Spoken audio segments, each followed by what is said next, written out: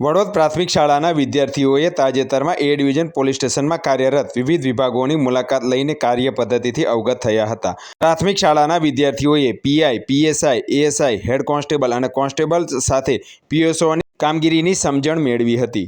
આ ઉપરાંત વિદ્યાર્થીઓએ ક્રાઇમ બ્રાન્ચ, એકાઉન્ટન્ટ અને ડી સ્ટાફ ઓફિસની પણ મુલાકાત લેવા સાથે ચિલ્ડ્રન રૂમની પણ મુલાકાત લીધી હતી।